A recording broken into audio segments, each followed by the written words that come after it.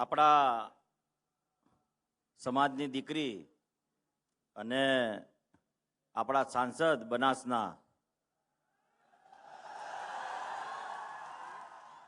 બેન શ્રી બનાસની બેન એવા જ્ઞાનીબેનને વિનંતી કરું કે સામાજિક ઉદ્બોધન કરે.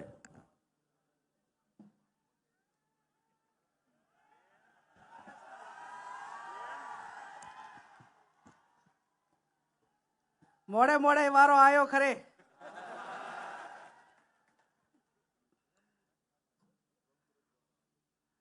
બોલો સદારામ બાપુની, ભાતીજી મહારાજની, વેલનાથ બાપુની, બાદાંતર બાપુની. આજે આ ગાંધીનગરની પવિત્ર ભૂમિ ઉપર ક્ષત્રિય ઠાકોર સમાજ, ક્ષત્રિય ઠાકોર સેના અલ્પેશભાઈના આ મંત્રને માન આપીને વધારેલા સ્ટેજ ઉપર બિરાજમાન સર્વ પક્ષીય ઠાકોર સમાજના સૌ અગ્રગણી આગેવાનો, આ મંત્રને માન આપીને વધારેલ મહેમાનશ્રીઓ, ગુજરાતના ખૂણે ખૂણેથી ક્ષત્રિય ઠાકોર સેના અને ઠાકોર સમાજના સૌ વડીલો, યુવાન ભાઈઓ અને બહેનો, મારી અગાઉ અનેક આપણા સમાજના તમામ મહાનુભાવો સમાજને આવનાર સમયમાં શિક્ષણ તરફ આગળ વધવા માટે જે વાત કરી છે એ વાતમાં હું મારો સૂર પુરાવું છું. આજે આપણે બધા રાતના 3 વાગે કેમ ભેગા થયા? આપણે કયા પરિબળો સામે લડવાનું છે? આપણા વિકાસમાં કયા પરિબળો એ આપણા વિકાસને રૂંધે છે? તો એ પરિબળો એ છે, ચાહે વ્યસન હોય, નિરક્ષરતા હોય, અંધશ્રદ્ધા હોય, કુપોષણ હોય, બેરોજગારી હોય, આવા અનેક પરિબળો સામે વૈચારિક ક્રાંતિ કરીને આજે એના સામે લડવા માટેનો સંકલ્પ કરવાનો છે. અને સંકલ્પ કરવાનો છે ત્યારે આ પરિબળો આપણને કઈ રીતે આગળ જતા અટકાવે છે એ આપણે બધાય ખૂબ સારી રીતે જાણીએ છીએ. સમાજને એક કરવાની વાત આવે, એના ઉજ્જવળ ભવિષ્ય માટેનો નિર્માણ માટેની વાત થતી હોય તો જેના અન્ન ભેગા એના મન ભેગા.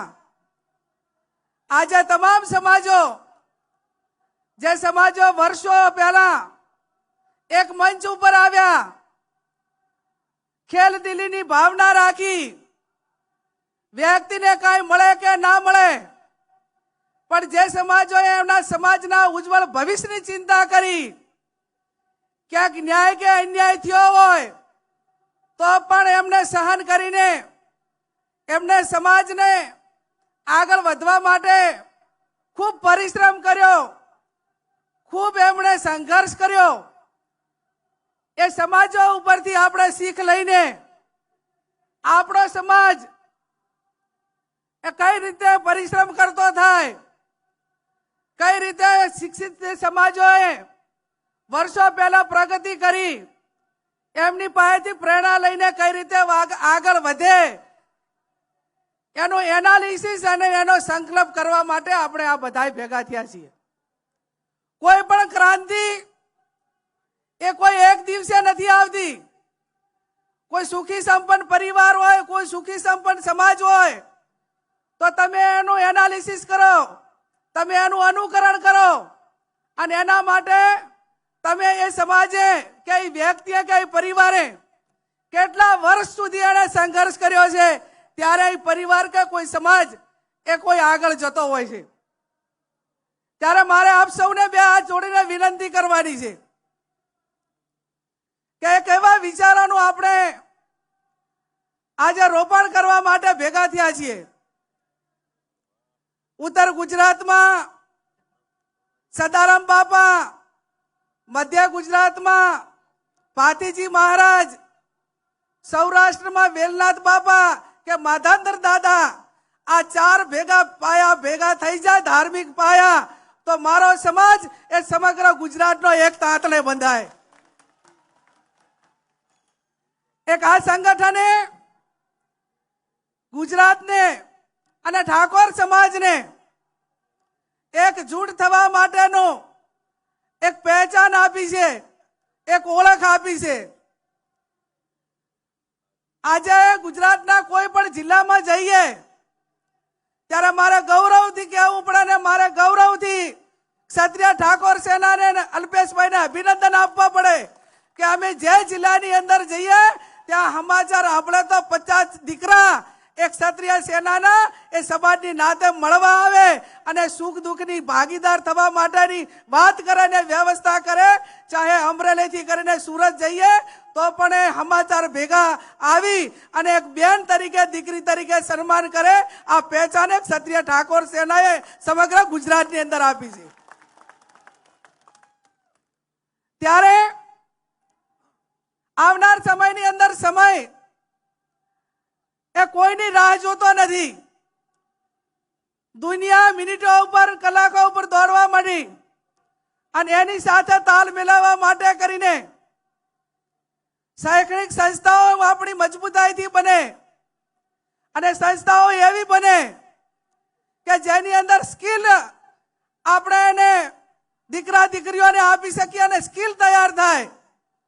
આ ગુજરાતની અંદર અનેક પ્રાઇવેટ કંપનીઓ મોટા પ્રમાણમાં છે, પણ ક્યાંક આપણે દીકરા દીકરીને નોકરી માટેની વાત હોય તો 21મી સદી એ ટેકનોલોજી અને જ્ઞાનની સદી છે અને એ પ્રમાણેની માંગનું આપણે એજ્યુકેશન મેળવેલું ના હોય તો આપણને એ કંપનીમાં સારી મોટા હોદ્દાવાળી નોકરી ના મળે.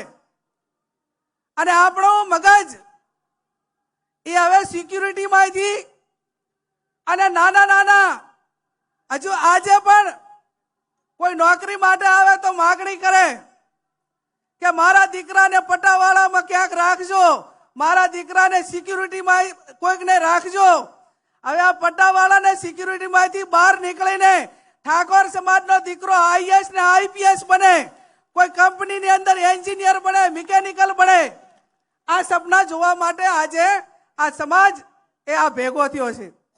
અને સપના એ વાતો થકી નહીં પણ વ્યવસ્થા થકી થાય. અને વ્યવસ્થાઓ એવી કરવી જોઈએ કે ભલે નાનું કામ થાય, મજબૂતાઈ વાળું થાય, પરિણામ લક્ષી થાય. અને પરિણામ લક્ષી થાય તો જ આ સમાજનો અતૂટ વિશ્વાસ છે એ ભરોસો આપણા ઉપર, નેતાઓ ઉપર ને આગેવાનો ઉપર ટકી રહે.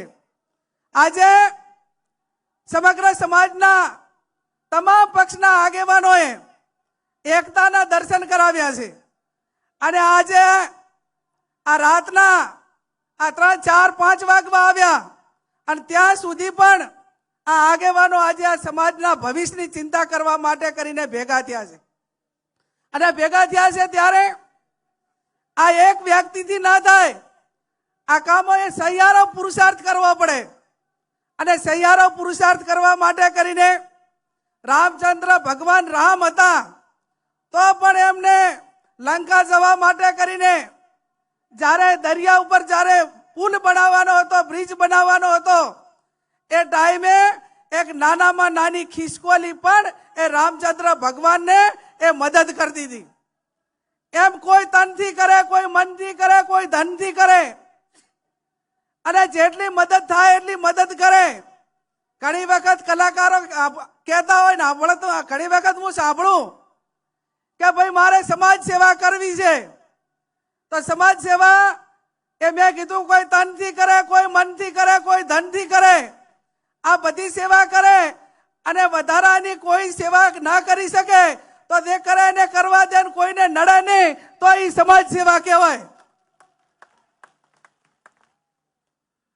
કામ કરતા વ્યક્તિઓનો ક્યાંક ને ક્યાંક ટીકા થાય, ટિપ્પણ થાય, એ સહન કરીને આગળ વધવા માટેના પ્રયત્નો કરતા હોય છે. પણ એનાથી પણ વધારે મજબૂત મનોબળ રાખીને ટીકા કરતા જે લોકો એ પરિણામ આવશે ત્યારે 100% એ લોકો અભિનંદન આપશે. આજે વિચારોની ક્રાંતિ એટલા માટે કે આ સમાજ એવો છે, તમે રાતે અડધી રાતે બોલાવો તો આજે આખા ગુજરાતનો ઠાકોર સમાજ આ ગાંધીનગરમાં તમારી પાસે આશા અપેક્ષા અને આવનાર ઉજ્જવળ ભવિષ્યની આશા અપેક્ષા લઈને આજે આપણી વચ્ચે અહીંયા ઠાકોર સમાજ આવ્યો છે. હું સમાજને ખાતરી આપું નેતાઓ વતી કે આવનાર સમયની અંદર આ તમે આ પો મહિનાની કડકડતી ઠંડીમાં એક સમાજના ભવિષ્યના નિર્માણ માટે કરીને આવ્યા છો. આ તમારી જે કડકડતી ઠંડીમાં તમારી હેરાનગતિ છે એને એળે નહીં જવા દઈએ એની પણ અમે તમને બધાને ખાતરી આપીએ છીએ.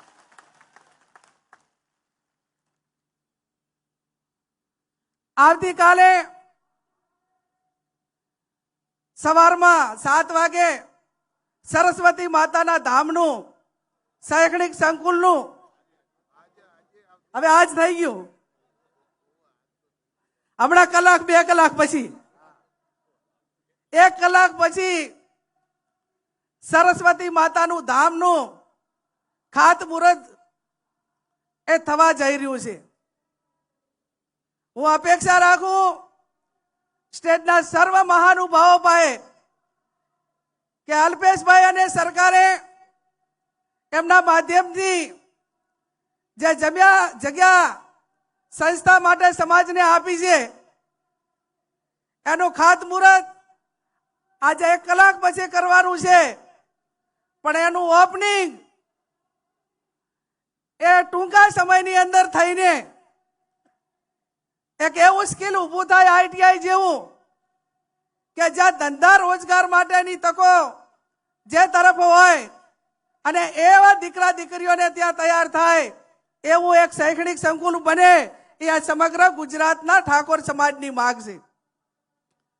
ત્યારે મેં અગાઉ કીધું એમ કે આપણા ધાર્મિક 4 પાયા એક થઈ જાય, આપણા રાજકીય આગેવાનો એક સ્ટેજ ઉપર આવીને એમની વાત મૂકી.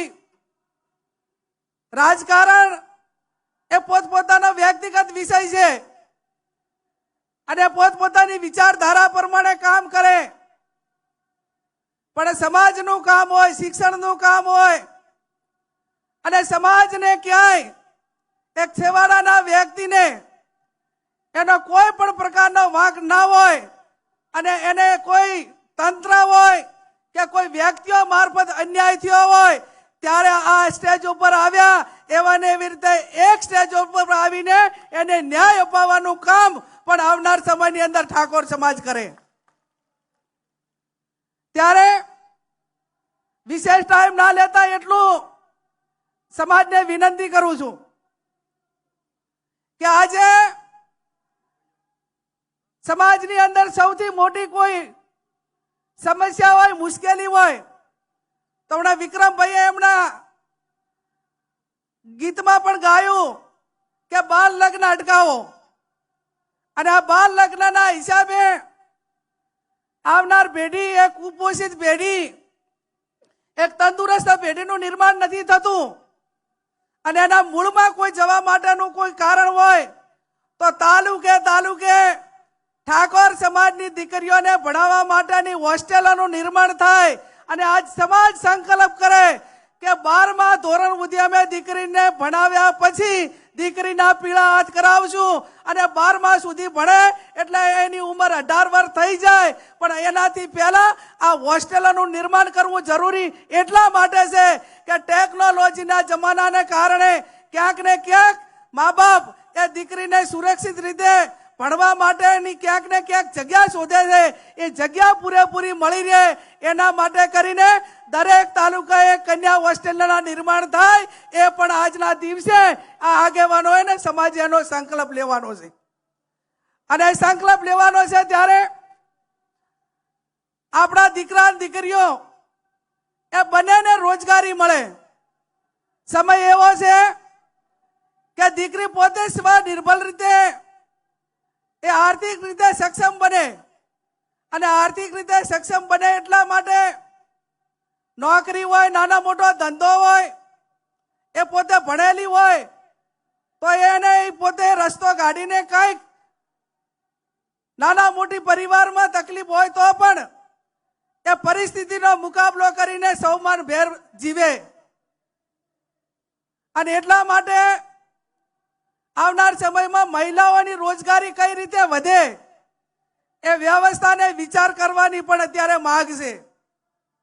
હું ઘણી વખત ગામડાની અંદર જાઉં ત્યારે મારી પાસે રજૂઆતો આવે અને હમણાં મને 12 મહિના પહેલા એક વ્યક્તિએ કીધું અને મને પોતાને સમાચાર મળ્યા કે તમે આ 5 વીઘા જમીન હતી એ તમે ગીરવે કેમ મૂકી અને તમે આર્થિક રીતે કઈ ગીરવે મૂકે એવી પરિસ્થિતિ તમારી નથી સારી છે. તમે અમદાવાદ રહો છો અને છતાં જમીન કેમ ગીરવે મૂકી?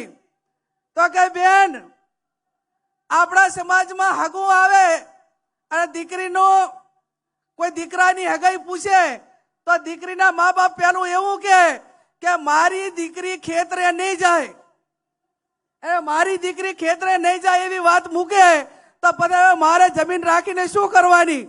એટલે મારો કહેવાનો અર્થ એટલો છે કે દીકરીઓને કેળવણી એવી આપો કે કોઈ પણ મોરચે લડી લેવાની તાકાત ધરાવતી દીકરીઓ આપણા સમાજની અંદર હોય.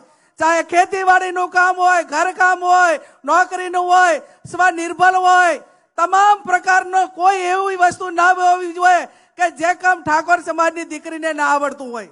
એની સંપૂર્ણ રીતે કેળવણી થાય એ આ વર્તમાન સમયની માંગ છે. ત્યારે આજે આમ તો અમે દિયોદરથી શરૂઆત કરી હતી. બધાએ તમે બધા એમ કહેતા, આ ઓડિયન્સ તમે બધા બેઠા સમગ્ર ગુજરાતમાં, કે અમારે બધા અમે નીચે વાળા તો બધા એક છે, પણ તમે મોટા મોટા માણસો, બધા ધારાસભ્યો, માજી ધારાસભ્યો, બધા મેન આગેવાનો છો, સમાજ સેવક વાળા બધા, એ બધા એક થાય ને તો અમને કામ કરવા માટેની મોકળાશ મળે. એટલે એની શરૂઆત 2000 દિયોદર મુકામે કરી, બનાસકાંઠાએ કરી, અહીંયાથી કરીને બીજા સંમેલનો થયા અને સમાજના ખર્ચા એ ઓછા થાય, સમાજ એ આર્થિક રીતે બરબાદ ન થાય એના માટે કરીને ઉત્તર ગુજરાતના 3 જિલ્લાએ સામાજિક બંધારણ જે તૈયાર કર્યું એ બંધારણ સમગ્ર ગુજરાતના ખૂણે ખૂણે દરેક જિલ્લાની અંદર આવું બંધારણ એ વિસ્તાર પ્રમાણે થાય. એ પણ આવનાર સમયની અંદર તમામ સ્ટેજ ઉપર બેઠેલા તમામ આગેવાનોએ અને આપ સૌએ સાથે મળીને કરવું પડશે. એક સમાજ, એક રિવાજ, શ્રેષ્ઠ રિવાજ, અને શ્રેષ્ઠ રિવાજ એ શ્રેષ્ઠ સમાજના નિર્માણ કરવા માટે કરીને ક્યાંક નાના મોટું મનમેળ હોય ના હોય તો એને પણ સાઈડમાં રાખીને સમાજના કામમાં એક થજો. મારી પાસે વિક્રમભાઈએ માગણી મૂકી અને એમને વાત કરી કે બેન આ ડીજે વાળાની એમની માગણી છે. એટલે હવે આ જે બંધારણ એ કોઈ જ્ઞાનીબેને નથી બનાવ્યું, સમગ્ર ઉત્તર ગુજરાતના 3 જિલ્લાઓએ સાથે મળીને બનાવ્યું છે. અને એ દિવસે એવી જાહેરાત કરી છે કે આના 1 વર્ષ પછી 4/1/2027 રોજ જ્યારે એને 1 વર્ષ પૂરું થાય અને એની ઉજવણી થાય એ ટાઈમે ચર્ચામાં મૂકીશું અને એમાં તમે પણ બધાએ આવજો. ચર્ચાના અંતે જે કાંઈ નિર્ણય લેવાનો થતો હશે એ આવતા વર્ષે થશે. પણ હાલ તો મેં કીધું એમ કે આ બજેટ પસાર થઈ ગયું છે એટલે હાલ એને કોઈ વિચારણામાં વ્યક્તિગત રીતે લઈ શકાય એવું નથી. અહીંયા તમે ખૂબ મોટી સંખ્યામાં અહીંયા હાજર રહ્યા અને આવનાર સમયમાં એક સમાજની દિશા નક્કી કરવા માટેનો સંકલ્પ માટે આપ સૌ ભેગા થયા. મેં અગાઉ કીધું એમ એક થાઓ, મેક થાઓ.